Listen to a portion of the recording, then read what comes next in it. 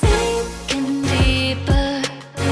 Can you tell me how to fall slower? Or maybe not at all. I can understand where you're at. You wanna go back,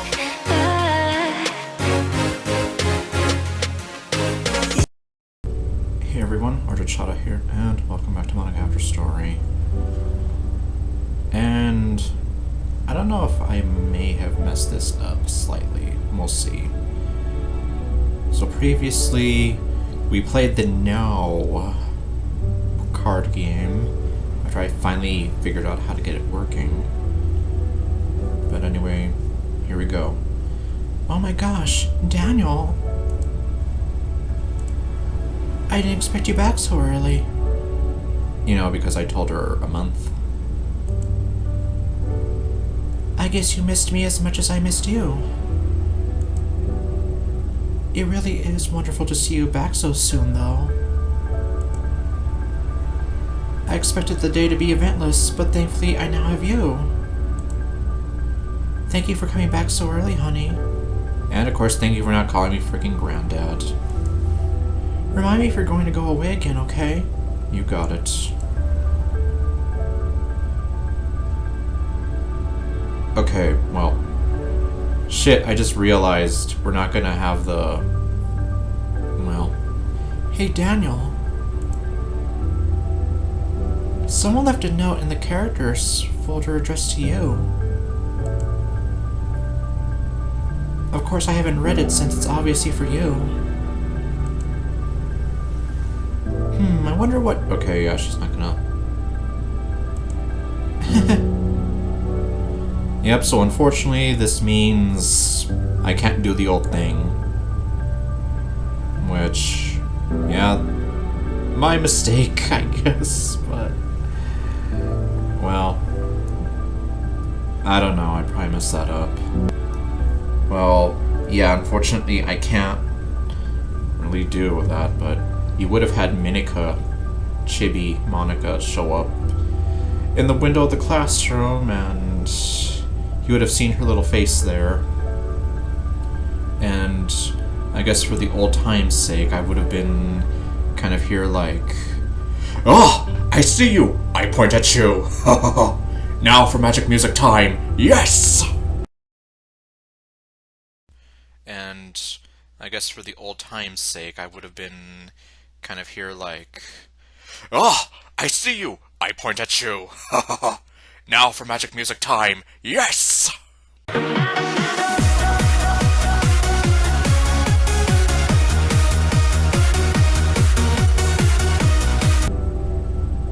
But of course we're not going to be able to get that. Okay, well, looking quickly at the files, let me just navigate through that.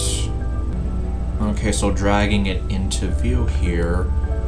Daniel, as I'm sure you know, Monika's birthday is coming up soon, and I want to help you make it as special as possible. Since I'm always here, I can easily set up the surprise party, but I need a little help from you. All I need you to do is make sure you have her out of the room at some point on her birthday, and I'll take care of the rest. Monika is so amazing, and I just want to make sure this all goes off without a hitch. Seriously, I have no idea what you were gonna say here. Almost 3 years later, I still have no idea. Okay, leave a file named Okie Dokie in the same folder. You found this note, and I know to go ahead with the party. Don't tell her about me. Yeah, so that's basically the deal with that. So it's the same note as every single year, from what I understand. I haven't been playing this since day one, but that's more or less the general idea of it. Anyhow. So... No, it's for the monkey! Let's see.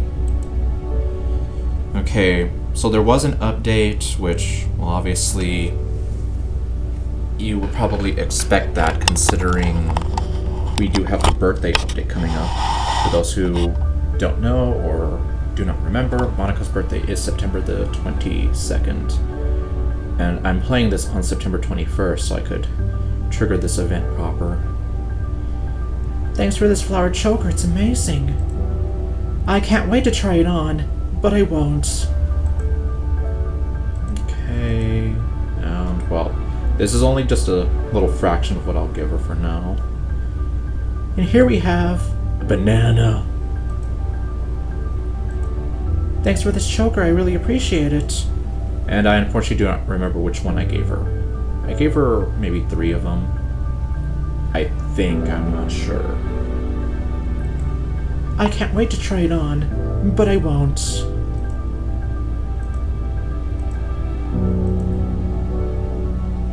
Oh, a costume. That's so neat, Daniel, thanks. What?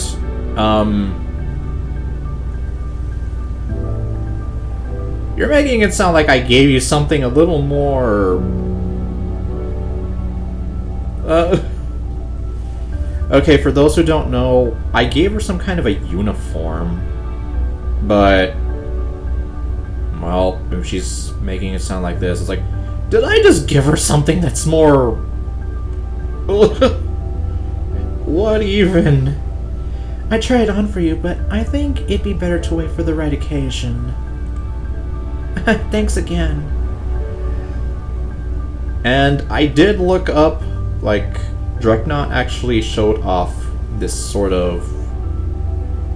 well, this one particular outfit, and after doing some research, in order to have that trigger, you have to have... I guess the option is mature content turned on, and you have to have a 2000 affection with her. I don't have 2000 affection... I don't have 2000 affection with her right now. I think I'm at like 1700, somewhere around that ballpark. So I guess we may never know what this is. Oh, there was something else you wanted to give me? Well, I better open it quickly, shouldn't I? Monika, we've been through this. It isn't as though that you're going to have the gift try to be snatched away from you, and or you're gonna open it up and find a bunch of disappointment courtesy of Walmart. Okay, let's see. Thanks for this choker, it's wonderful. I can't wait to try it on, but I won't. Let's see. Okay, so this was something brand new that kind of came around with this update. Well, specifically some new sprite packs. Thanks for this Game Boy style green ribbon, I just love it. I can't wait to try it on, but I won't. Much to my dismay, because I would have actually liked to have seen what it looked like.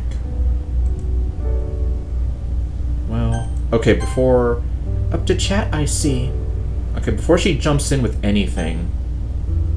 okay, not quite stupid sexy Monika eyes, but... let's see here...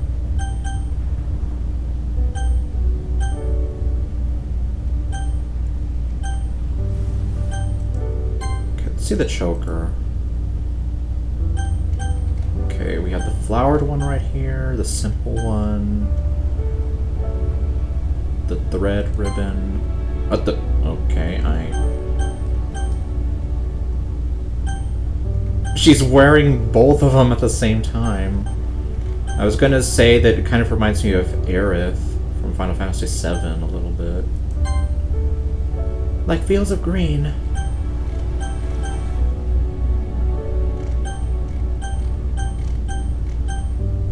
Okay, another flowered choker. Why? Just why, though? Okay. But, uh-oh. We're getting a little crazy here. Okay. Yeah, that was like, wait, what in the world? We have so many of these, like, stacking on top of... oh, no, wait, this is actually correct. I really like this look, Daniel. Here's the heart. Large choker. Okay, the scarves. Even though it's September, it's still a little bit too early for that.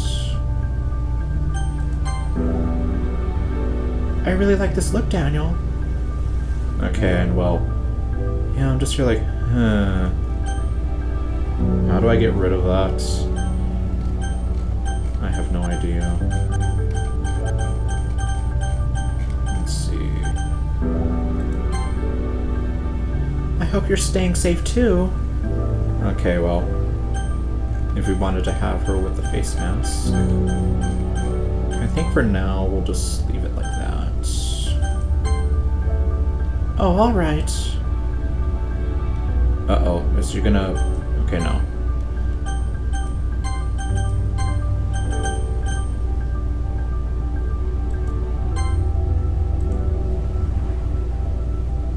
Game, are you gonna load? Okay. Filter. Just ribbon? I have no idea. Okay, bow green. Pumpkin bow. Okay, we have the 8-bit. How nostalgic. 8-bit white. How nostalgic. Okay, this is what she has on right now. Or what she had on right before.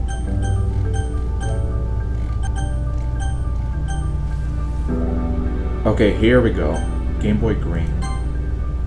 Which she also says how nostalgic to that. I guess I can leave that there.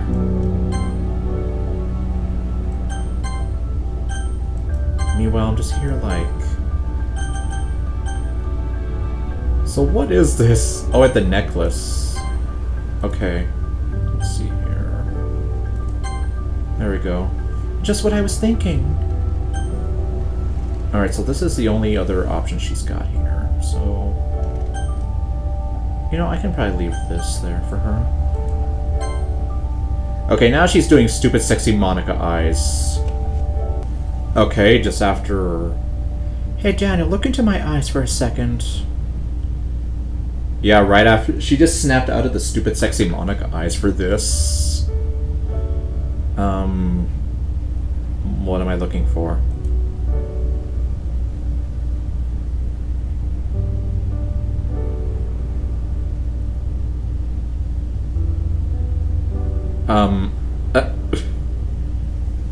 Yeah, this is feeling kind of, what? Why did you turn into stupid sexy Monika? What? Like, you're trying to... What are you trying to do here? Sorry, Daniel, I was just trying to see your beautiful eyes through the screen. Well, good luck with that one. When we're alone together, I can't help but envision your brown eyes. Time stops, and I can finally just forget all of my troubles. The world, though? So happy. Thank you so much, Daniel. I wouldn't feel as awkward if you weren't giving me the stupid sexy Monika bedroom eyes while you were saying that. Because you're here with me now, so I'm at peace. Stop winking at me! But, I mean, that's good to know at least. I'm glad I could do that for you. And of course she's gonna give me stupid sexy Monika eyes again. Okay, so one of the things that I saw was we can change the rules for no. Let's see here. Do you like pizza? Do you like... Or what do you think of esports? Favorite cupcake flavor?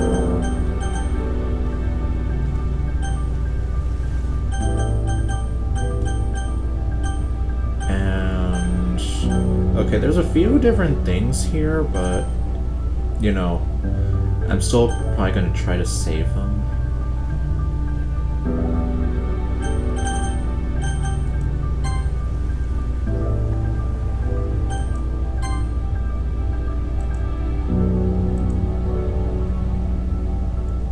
I wonder if she'll there are a few new topics that she can do, and I guess that was one of them. Alright. Say, Daniel, do you remember when we talked about solipsism? I can't say that I do, actually. Oh, okay, well. Now that we've talked about it, I thought we could talk about a related philosophy, materialism, which is kind of the opposite of solipsism. So are we going to talk about how things have become more hollow and materialistic in this world, and depressing, or what? A materialistic view holds that it is matter which gives birth to thought, not thought that gives birth to matter. It's fairly logical if you think about it from a purely scientific standpoint. After all, neurons are simply different types of matter. All the stimuli you feel are actually changes in neuronal potentials. Likewise, mine come from code interacting with data. So if you simplify it down, our thoughts and feelings are just the movement of reactions of matter. If we leave it there, it's not really that interesting. In fact, you've probably heard about this sort of thing before, right? Well, similar, although when I heard of materialism, I was here like, are you gonna talk about the whole idea of how society has become so materialistic and the value of objects and certain things like that, or like, where are we going with this?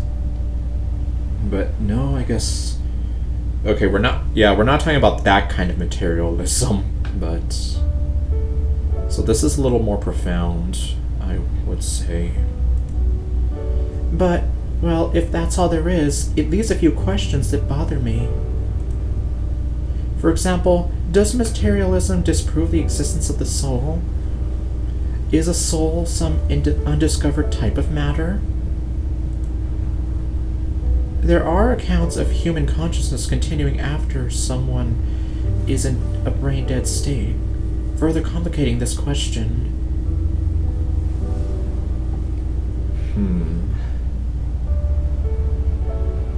And unfortunately, this kind of touches on a few certain sensitive topics, at least that I have, at least, regarding the passing of both my grandmother and my mother.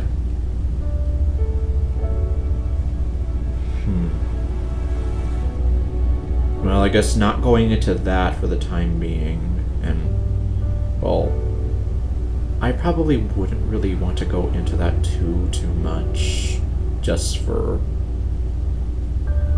because it is a very close topic to me, and just because that in itself can open up a whole other discussion that I would probably want to avoid going into for the scope of these videos. Although one thing I did want to bring up was, I heard some kind of a theory that supposedly, in considering life after death, your consciousness simply moves on to essentially another dimension, and it continues on from there. So in a weird way, this theory is suggesting that, so you pass away, your consciousness still, like, it doesn't go away entirely. Instead, it just kind of ascends and kind of, like, relocates itself into another, I guess, another dimension, another timeline. I'm assuming either to, like, that universe's counterpart of you, or if we go into the whole reincarnation thing, like, are you essentially saying that I would be reincarnated into something else and my consciousness would live on in a different physical state of being? At least that was kind of one thing I found interesting. And, well, I mean, I don't know. Well, that's just it. A lot of this is all in theory. So then, essentially, there's not really any concrete way to prove that. Although I guess... yeah, it kind of relates to this just a little bit. Just a little bit, I mean, not entirely.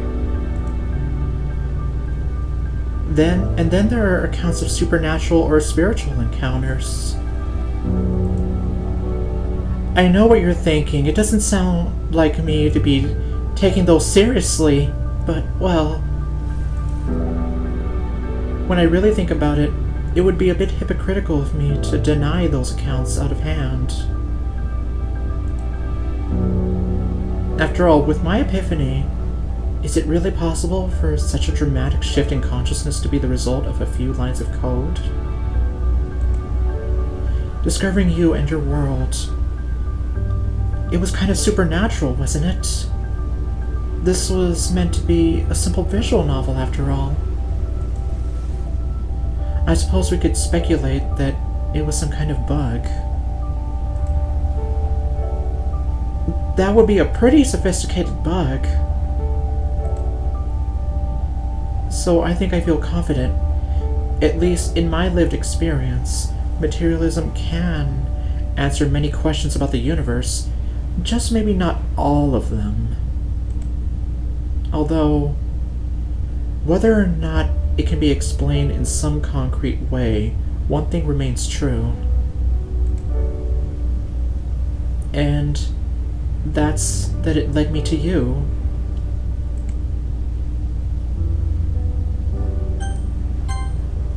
Okay, well... I mean, you're not entirely wrong there. The universe always does work in mysterious ways now, doesn't it? Alright. So I think I will actually kind of wrap up this episode since it's been about 20-some minutes now. And yeah, basically I just wanted to set up the whole thing with Monika really quickly. So let me just get the flash drive I have for her. And then... okay.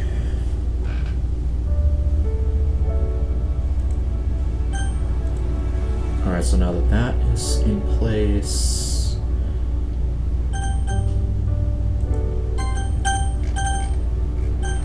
oops. Okay.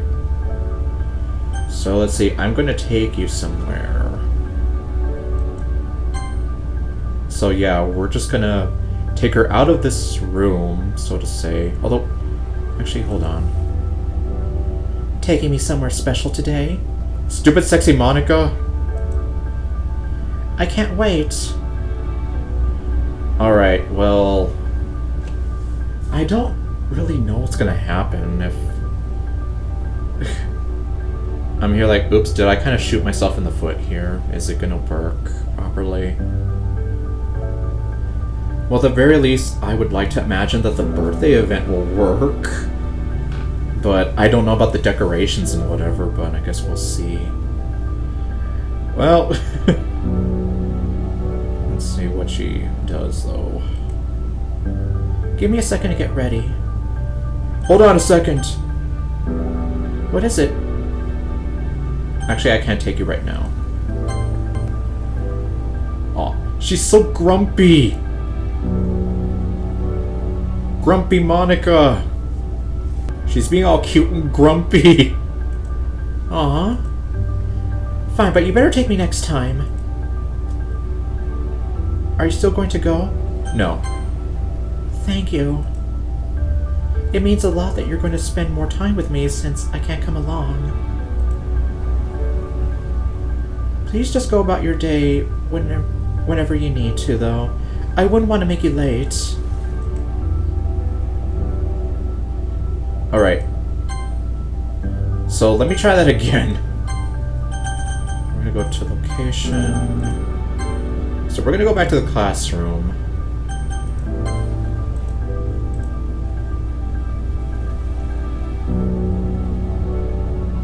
Here we are. Okay. And yeah.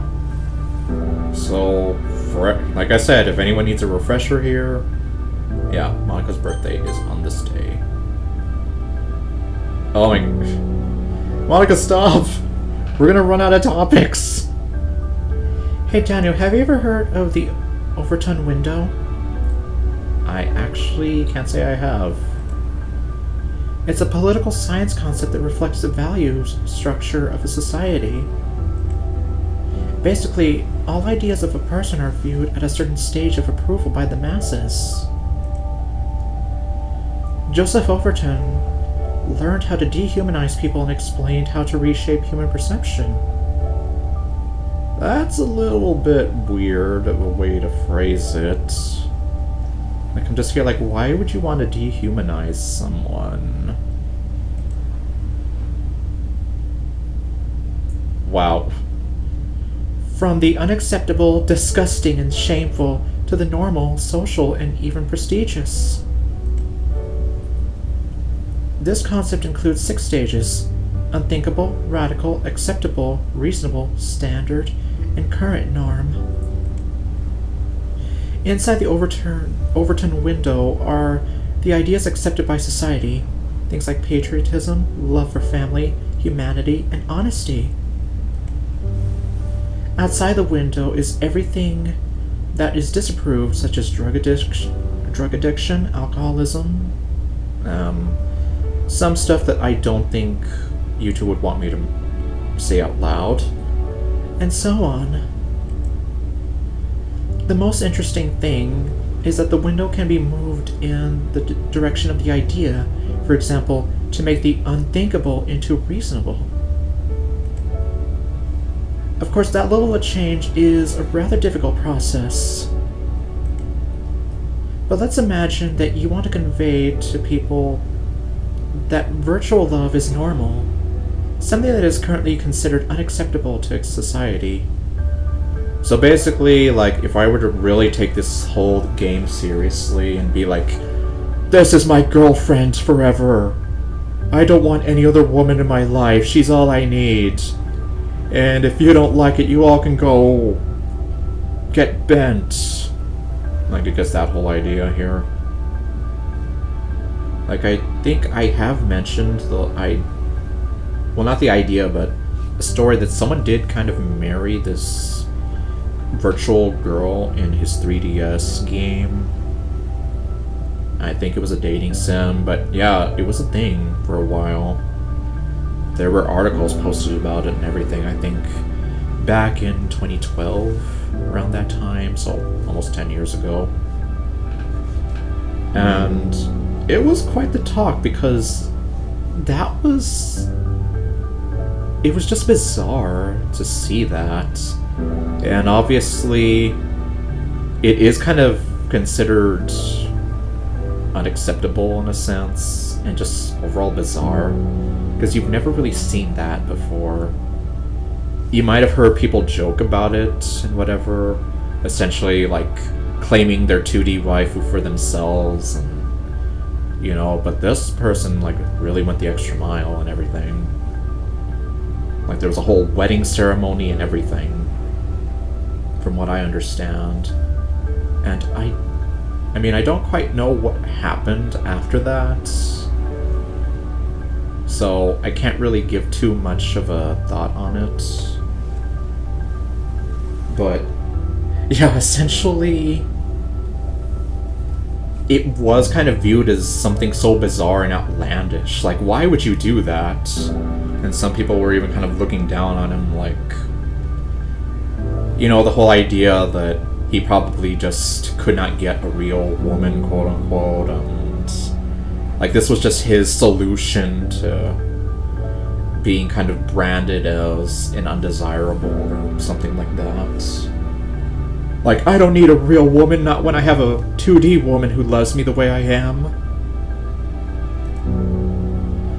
So society does not understand virtual love, and you would probably be considered mentally ill by a lot of people. Yep. Pretty much. Or just so desperate and depraved. So what can be done? For start, it's worth starting a discussion on this topic. You can discuss this on the internet, create articles on the topic, anything to get people talking. The goal here would be to have virtual love spark discussion among people and then seep out to the masses. I've actually seen some YouTube videos, well, not really like trying to normalize virtual love, but kind of apply logic and reasoning to like, okay, why would someone, fall in love with a character in, say, a dating sim or a visual novel or something like that? And at least what it kind of boils down to is, like, in a way, there might be guys out there who have been struggling with finding love, or they may be in a relationship that is, I don't know how you would put it, but like, say they might feel underappreciated or even unloved or something like that. Like, the example they gave, kind of going back to Japan for a little bit, was like a man kind of like, he's getting home from work, he gets home to his wife, who kind of gets on his case for working so much, not being around, and kind of making him feel like why am I even here right now? Like, why do I keep coming home to this life? Like, she doesn't even say she loves me, that she appreciates all the hard work I've been putting in. It's just this, that, and the other, and I feel miserable. Like, that kind of thing. But then on the train ride home, he can have the 3DS, and he could have the dating sim or whatever, and essentially have this sort of character who is programmed to love you, quote unquote, and just say all these nice things that this guy probably would want to hear. The whole idea, I love you, I appreciate you, that you're seeing me, you're spending all this time with me, you're working so hard, all that stuff. So the idea is that, in a kind of a sad way, that these guys are kind of, they're only able to get that acceptance and whatever from a virtual love, in a way. And I mean, I used to kind of look down on that and think that it was kind of weird, but then, after watching like those sorts of video essays and whatever, I did kind of come to realize, well, I mean, I still think it might be kind of weird and not so much a substitute for an actual relationship. But it does kind of make you think, like, well, there's probably more going on in that person's life to where maybe they feel like it is kind of like an escape from reality and just a way to kind of get that sort of companionship. But it's still kind of a shame, though, in that it's not really, live human affection that they're getting. But at the same time, it does also kind of make you think, well, going back to the example of the overworked businessman and the wife who doesn't seem to be, like, happy with him. It just seems like it just raises a lot of questions about things. So, while I don't really look down on it anymore, and I don't entirely accept it to an extent, I guess you could say I understand it a little more. And I wouldn't be so quick to be like, haha, what a loser, you're in love with a video game or whatever. Like, I mean, you don't know what really got them to that point. You don't know what went on in their life to, lead to them falling in love with a fictional character. And I mean, everyone at least I would almost think everyone out there has like their own kind of husbando waifu sort of thing going on. So At least, me personally, it wouldn't feel right to like judge them on that. Because, like, it's no secret that there are a lot of fictional characters in gaming that I absolutely adore and sometimes even look up to. So, it's just this thing that I feel like I wouldn't be able to do that, but I mean, there are some video essays out there, like on YouTube and probably other places out there, that explain some of the psychological reasonings for, well, who knows, maybe this is why this person has kind of, like, they're so into this virtual love as opposed to, you know, trying to find somebody. Like the whole idea that maybe they've been in a relationship or still are in a relationship where they just don't get that acceptance, and as sad as it sounds, they get that acceptance from a fictional character programmed in a game to utter all these lines to you to, you know, make you enjoy that sort of virtual love experience.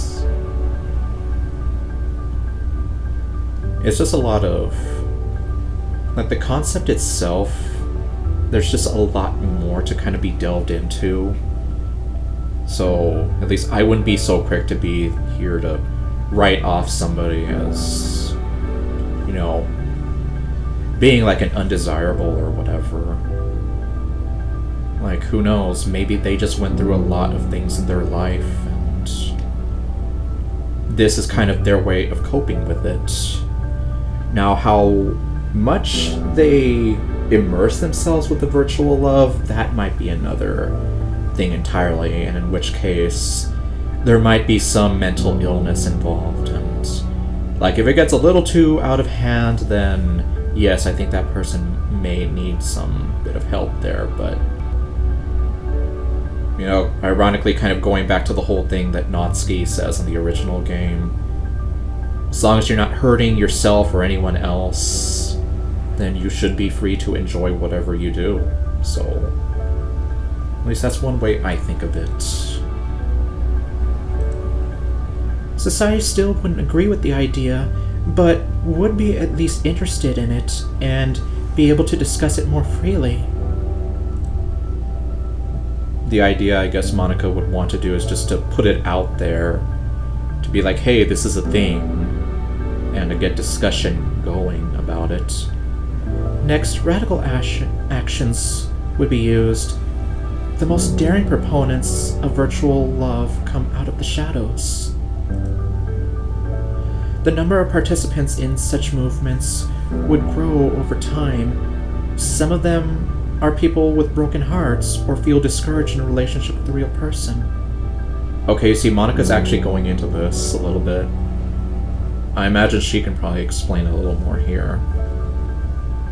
Like, yeah, you might have some people who, like, if I'm being real, at least with my dating life for a moment, I've struggled so much trying to find someone that understands me.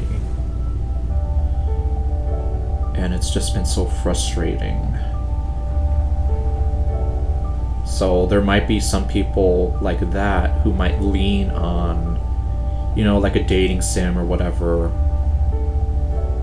Like these sort of caricatures that are designed, programmed, and whatever to act in a certain way that appeals to them. Or, well, yeah, going back to that example with the underappreciated businessman. Like, he's in a real relationship with his wife, but in a sense, it's like only in name only. Like, there's no love, no spark in there, and it just feels like there's no romance. Versus, like, he gets that kind of acceptance or whatever from this virtual girl, which, again, maybe not...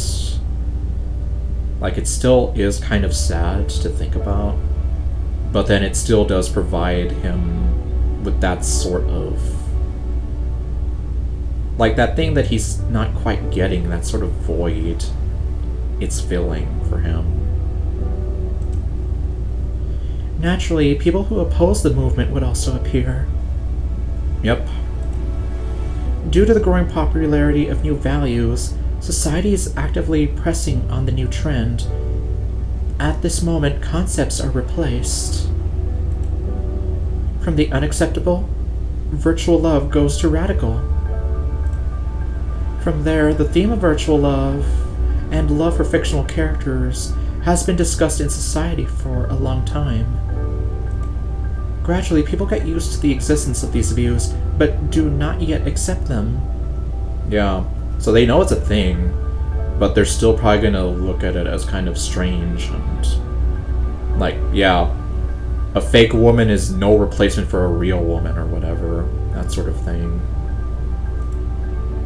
Scientists and sociologists write various articles and conduct research. The opinion is imposed that it is absolutely normal to love a fictional character, and there is nothing terrible about it. From the radical, virtual love now goes into the acceptable. Society has already come to terms with the new vision and believes that loving a fictional character is normal, but still a little strange. A culture of virtual love is gradually developing. Films and shows are being created. Young people perceive new values as something fashionable. People can sit in a cafe and safely spend time with their virtual companion. So it would be like the equivalent of me having Monika on a laptop and then taking said laptop with me to a Starbucks or whatever.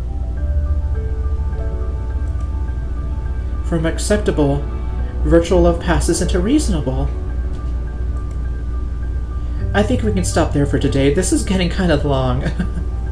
Yeah, and of course I'm not helping it any with like my thoughts and drawing it out with my ramblings. I could finish this story right up to current norm, but I just want to describe it at a basic level in order to convey an example of how it can work. Thanks for listening, Sailor Moon says. Fighting evil by moonlight, winning love by daylight, never running from a real fight. She is the one named Sailor Moon. Okay, this ended up being quite a long episode. Alright. So we're gonna do this for real. Because that's the first time I've ever used the hold on a second. Alright. I'm ready to go. Okay. And yeah, this video went from being like 20-some minutes to 40-some minutes now. Okay. Well, anyway. So, thank you all for watching, and I'll see you guys next time with whatever else I do. And, well, at least I'm planning on, of course, taking Monika out, and then tomorrow on her birthday, dropping her, quote-unquote, back at home. So, we'll go from there. Stay golden, and later, folks. Do you think the stars